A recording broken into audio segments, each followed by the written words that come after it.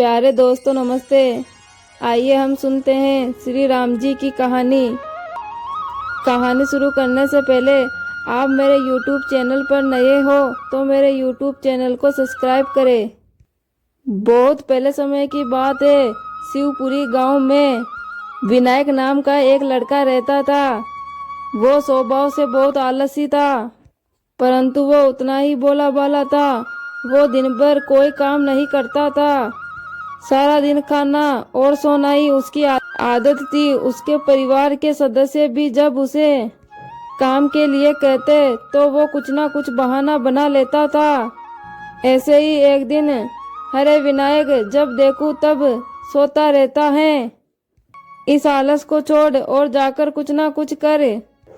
तेरा भाई लखन सही कह रहा है विनायक, कब तक तू ऐसे ही सोता रहेगा। विनायक बोलता है, आप सबके ताने सुन सुनकर मैं तंग आ चुका हूँ। कोई तो स्थान होगा जहाँ मुझे बिना काम किए भोजन मिलता रहे। मैं कुछ दिनों के लिए गांव से बाहर घूमने जा रहा हूँ। इतना कहकर विनायक अपने घर से निकल पड़ा। यूं ही भटकते भटकते वो एक आश्रम में जा पहुंचा। वहां उसने देखा कि आश्रम में एक गुरुजी हैं और गुरुजी के साथ उनके शिष्य भी हैं, जो बस मंदिर की पूजा करते हैं। उसने मन में सोचा, यहाँ तो कोई काम धाम नहीं है, बस पूजा ही तो करनी है। मैं यहाँ रहने की व्यवस्था कर लूँ तो मेरे लिए बहुत बढ़िया बात हो जाएगी। एक बार पहुँच लेता हूँ। तो विनायक गुरुजी के पास जाता है और बोलता है, प्रणाम गुरुजी, मैं बहुत दूर गांव से आया हूँ। यदि आपको कोई परेशानी ना हो तो मैं कुछ दिनों के लिए आपके यहाँ ठहर सकता हूँ। गुरुजी बोले, हाँ हाँ क्यों नहीं, तुम इस आश्रम में जरूर रुक सकते हो। लेकिन गुरुजी मैं कोई काम नहीं कर सकता हूँ। पता नहीं काम का नाम लेते ही मुझ में आलस क्यों आ जाते हैं। गुरुजी बोले, बेटा यहाँ कोई काम नहीं करना है, यहाँ तो सिर्फ पूजा पाठ करना है। ठीक है गुरुजी, वो तो मैं कर लूँगा। उस दिन से विनायक गुरुजी के आश्रम में रहने लग गया। ना कोई काम ना कोई दाम, और समय से खाना मिलने लगा। इससे विनायक पूजा पाठ पूरी लगन से किया करता था और प्रभु की भक्ति में भजन गाया करता था। ऐसे ही विनायक को आश्रम में रहते महीना हो चुका था। एक दिन ऐसे ही विनायक पूजा पाठ करके रसोई में भोजन करने के लिए गया। उसने देखा कि आज तो रसोई में खाने की कोई तैयारी ही नहीं है। वो रसोई में देखकर अपने गुरुजी के पास आया और बोला, गुरुजी आज खाना नहीं बनेगा क्या?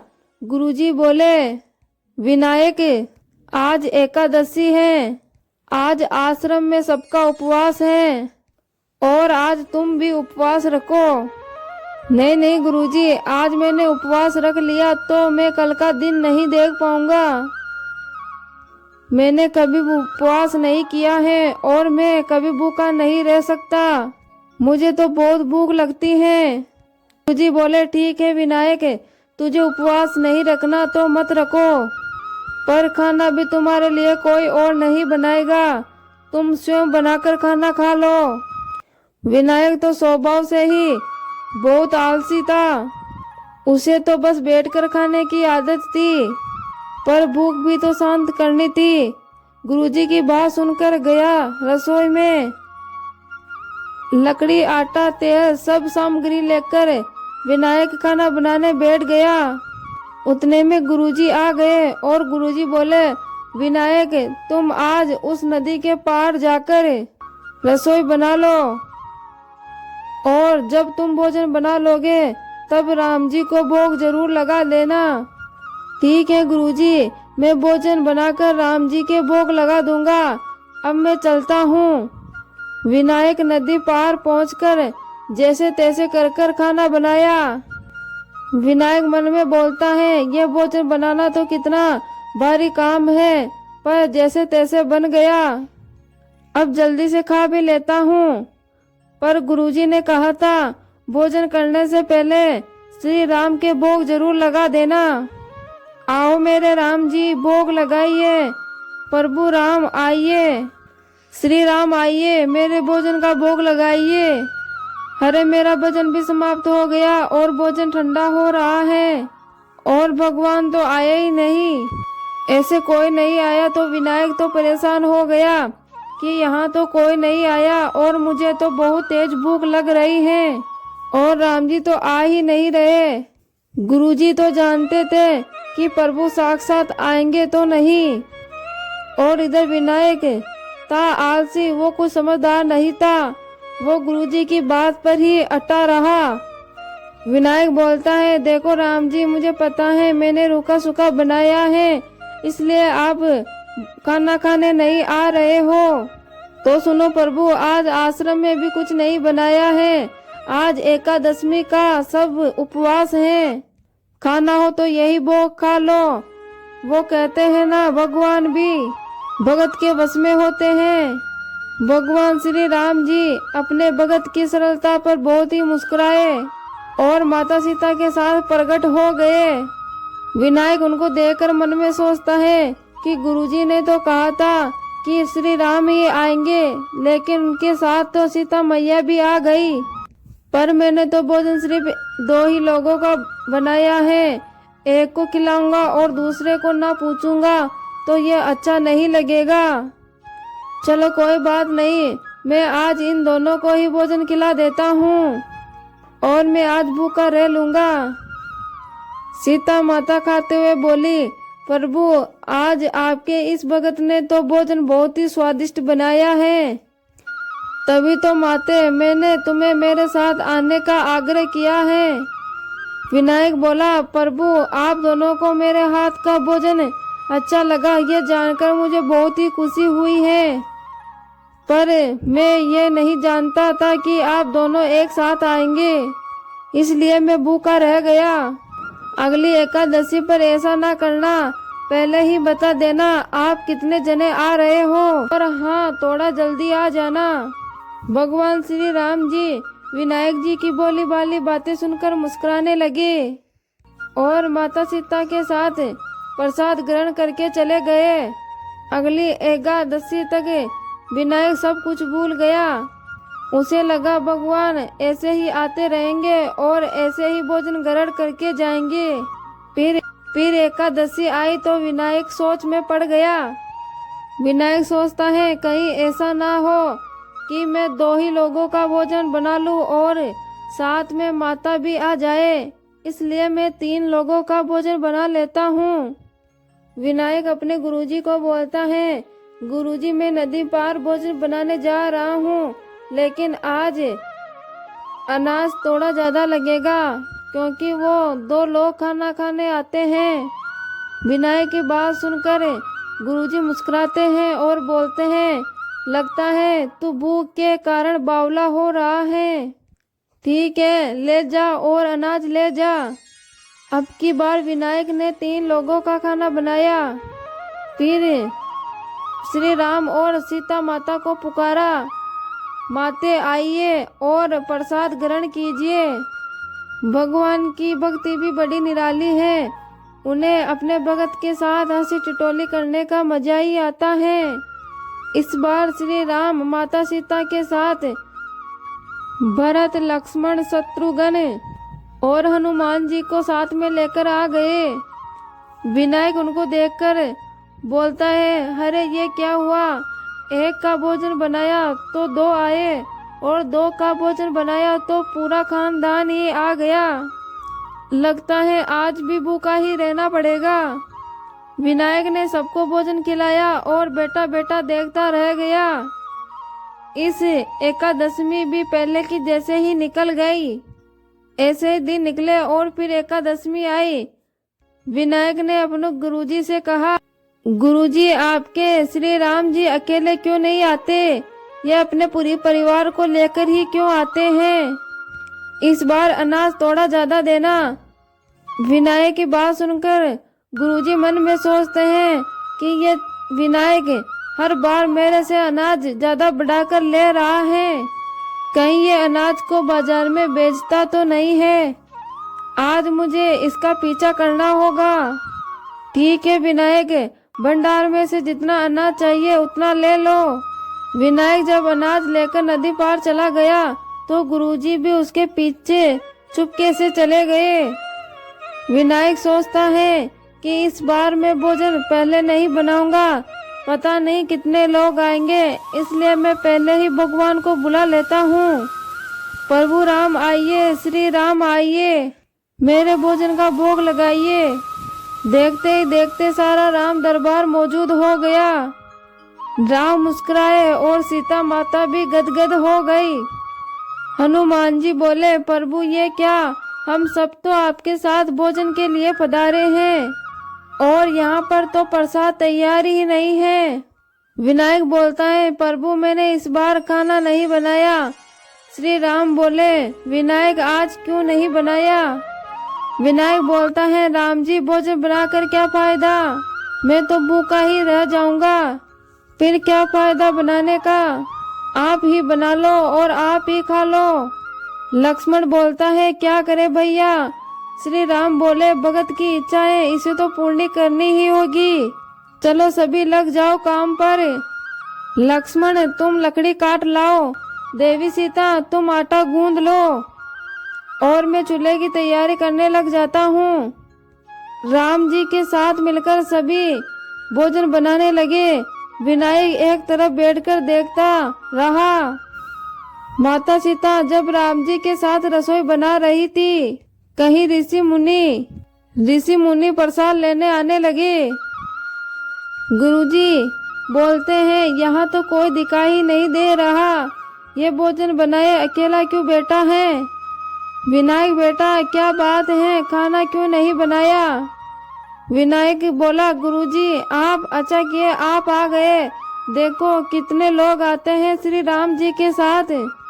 गुरुजी बोले, मुझे तो यहाँ कुछ नहीं दिख रहा सिवाय तुम्हारे और इस अनाज के। विनायक बोला, एक तो इतनी मेहनत कराते हैं प्रभु और ऊपर से खाना भी बनवाते हैं और मेरे गुरुजी को दिख ही नहीं रहे, ये तो और बड़ी मुसीबत हो गई। विनायक बोलता है, राम जी आप गुरुजी को दिख क्यों नहीं रहे? राम बोला, मैं उन्हें नहीं दिख सकता। विनायक बोला, क्यों? पंडित जी तो बड़े गुरु हैं, ज्ञानी हैं, विद्वानी हैं और उन्हें तो बहुत कुछ आता है, उनको क्यों नहीं दिखते आप? राम बोले, माना उनको सब कुछ आता है लेकिन वो सरल नहीं है तुम्हारी तरह, इसलिए मैं उनको नहीं दिखता। विनायक बोला, गुरुजी प्रभु कह रहे हैं कि आप सरल नहीं हैं, इसलिए आप को श्री राम जी नहीं दिखाई देंगे। गुरुजी बोले, वाकई मैंने सब कुछ पाया लेकिन तुम्हारी तरह सरलता नहीं पाई और प्रभु तो मन की सरलता से ही मिलते हैं। हे प्रभु श्री राम, मेरी आपसे विनती है कि मुझे आपके दर्शनों से मेरे मन को शुद्ध करे। प्रभु श्री राम जी प्रकट हो गए और अपने गुरुजी को भी दर्शन दिए। इस तरह एक भगत के कहने पर प्रभु ने रसोई बनाई। गुरुजी समझ चुके थे कि विनायक मन का बड़ा ही भोला भाला है और भगवान तो अपने भगत के सरल मन के प्रति ही लालायित रहते हैं। विनायक को भगवान श्री राम के साक्षात दर्शन की बात सुनकर उसकी माता और भाई भी बहुत गर्वित और खुशहाल हो जाते हैं। विनायक अब घर लौट आया था। वो अपने माँ और भाई के हाथों में भी काम बटाया करता था। उसे विश्वास था कि वो जो भी भोजन बनाएगा भगवान श्री राम उसे खाने जरूर आएंगे। तो प्यारे दोस्तों, ये थी श्री राम जी की रोचक कहानी। सुनते हैं श्री राम जी की कहानी। कहानी शुरू करने से पहले आप मेरे YouTube चैनल पर नए हो तो मेरे YouTube चैनल को सब्सक्राइब करें। सदियों पहले की बात है, एक बार समस्त श्रेष्ठ गण और विद्वान पंडित और ऋषि मुनि के लिए एक सभा आयोजित होती है, जिस सभा में महर्षि वशिष्ठ, विश्वामित्र और नारद जैसे कई महान विद्वान शामिल होते हैं। वो आपस में इस बात पर चर्चा करते हैं कि भगवान राम का नाम स्वयं राम के अस्तित्व से बड़ा है। उसी सभा में भगवान श्री राम के परम भगत हनुमान जी भी मौजूद होते हैं। हनुमान जी उन सभी की बातों को बड़े गौर से सुन रहे थे। तभी नारद जी हनुमान जी की तरफ देखते हैं और मन ही मन में सोचते हैं, राम का नाम स्वयं राम के नाम के अस्तित्व से बड़ा है और इस बात को तो मैं सिद्ध करके ही रहूंगा। और ऐसे बातें करते करते कुछ ही देर में सभा का समापन होता है। सभी ऋषिगण वहां से प्रस्थान के लिए खड़े होते हैं। तो हनुमान जी सभी के अभिनंदन के लिए खड़े होते हैं। तो नारद जी हनुमान जी के पास आते हैं और उनसे कहते हैं, नारायण नारायण। क्या बात है हनुमान जी, आप सभी ऋषि मुनियों का आदर करते हैं। जैसे ही सभा समाप्त हुई आप उनके अभिनंदन के लिए खड़े हो गए, पर एक बात आपको अजीब नहीं लगती? हनुमान जी नारद जी की बात सुनकर बोलते हैं, कौन सी बात देव ऋषि जी, आप अपनी बात को स्पष्ट कीजिए, ऐसे घुमाओ फिरा के बात मत कीजिए। नारद जी बोलते हैं, ऋषि विश्वामित्र तो एक राजा हैं और एक राजा का ऋषि के रूप में अभिनंदन कैसा, मुझे तो ये बात ठीक नहीं लगती। हनुमान जी नारद जी की इस बात को भली भांति समझ जाते हैं कि वो क्या करना चाहते हैं। इसीलिए जब वहां से सभी ऋषिगण वहां से प्रस्थान करते हैं तो हनुमान जी उन सभी का हाथ जोड़कर अभिनंदन करते हैं। लेकिन ऋषि विश्वामित्र के जाने पर हनुमान जी ऐसा नहीं करते हैं। इससे ऋषि विश्वामित्र अपना अपमान समझकर बहुत क्रोधित होते हैं और वो चिल्लाते हुए राम के पास जाते हैं और राम से कहते हैं, हे राम, तुम्हारे भगत हनुमान ने मेरे अलावा सभी ऋषि मुनियों का अभिनंदन किया है और जानबूझकर मेरी अनदेखी की है और इसका दंड तो उसको मिलना ही चाहिए। ऋषि विश्वामित्र भगवान श्री राम के गुरु थे, जबकि हनुमान उनके प्रिय भगत थे।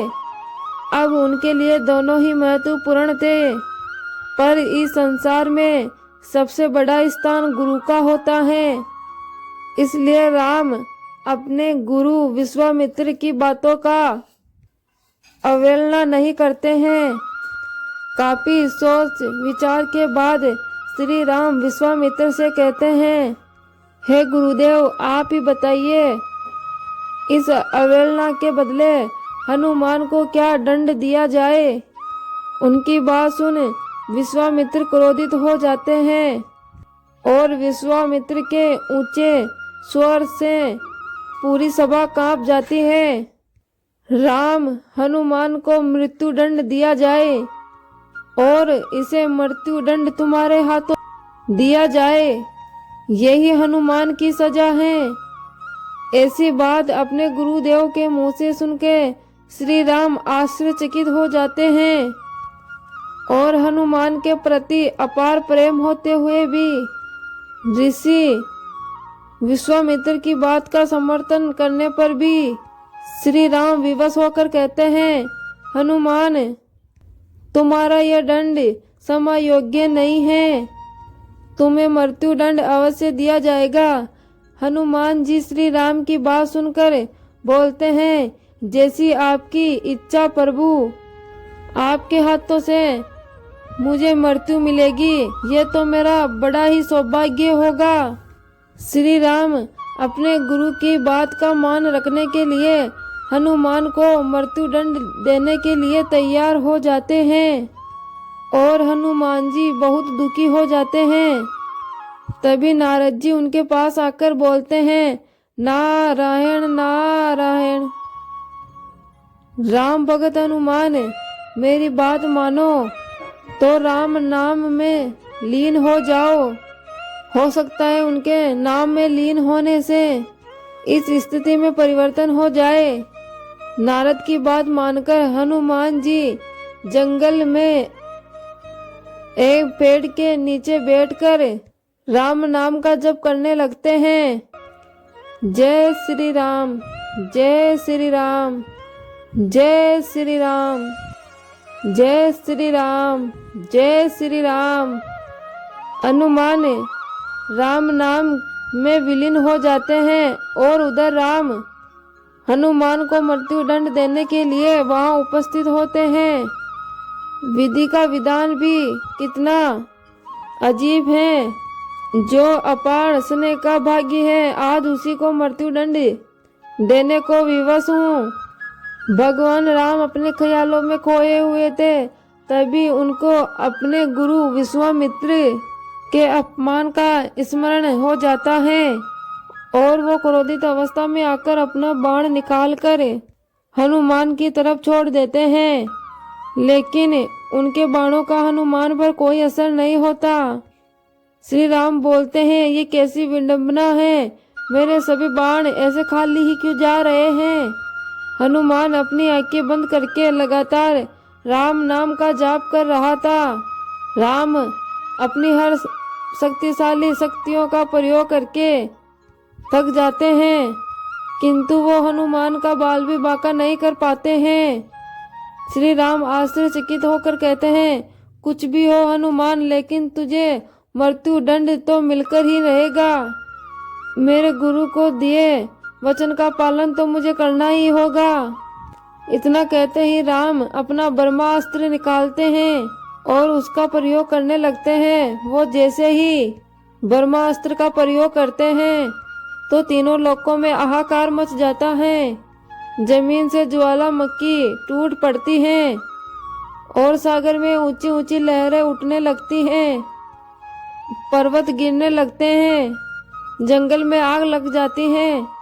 जीव जंतु प्राणी सभी अपनी जान बचाने के लिए उधर उधर भटकने लगते हैं, किंतु राम नाम में लीन हनुमान अभी भी राम नाम के जप में लीन ही रहते हैं। उन पर ब्रह्मास्त्र भी बेहस्त्र रहता है। राम नाम का जप हनुमान के लिए सुरक्षा कवच बन जाता है। इतने में प्रलय और राम नाम की शक्ति देखकर नारद जी विश्वामित्र के पास जाते हैं और उन्हें सारी सच्चाई बता देते हैं और फिर विश्वामित्र राम को अपने वचन से मुक्त कर देते हैं और नारद जी ये सिद्ध करने में सफल हो जाते हैं कि राम नाम की शक्ति स्वयं राम के अस्तित्व से भी कहीं गुना बड़ी है। तो प्यारे दोस्तों, ये थी श्री राम जी की अनोखी कहानी। आपको कैसी लगी कमेंट बॉक्स में कमेंट करके ज़रूर बताएं।